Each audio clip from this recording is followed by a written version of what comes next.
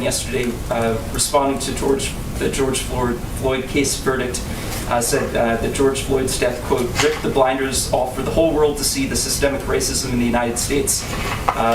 But he's an architect of multiple federal laws in the 1980s and 90s that disproportionately jailed black people and contributed to what many people see as systemic racism.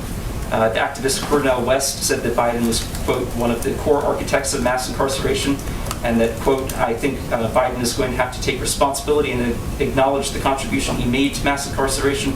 To what extent does President Biden acknowledge his own role in systemic racism, and how does that inform his current policy positions? Well, I would say that one of the president's core objectives is addressing racial injustice in this country, not just through his rhetoric, but through his actions.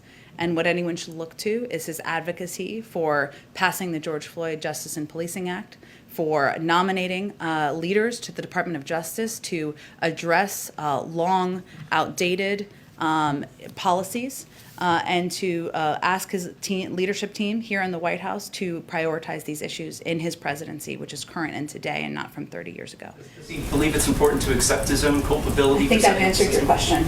Go ahead. Questions. And you kind of touched on the first one, but Vladimir Putin today criticized the West by saying that all provocateurs will regret it more than ever. He compared European countries with jackals who, quote unquote, howl to their shirkan, but did not name specific names or countries. Does the U.S. take it personally? I don't think we take anything President Putin says personally. We have tough skin. And then the second question is on February 2nd, this is to immigration. Biden signed an executive order calling for the CDC and Homeland Security to review Title 42. I was wondering if there's any update on that review. Title 42 is still in place because we are still in the midst of fighting a global pandemic. So I don't have any predictions of when that will change.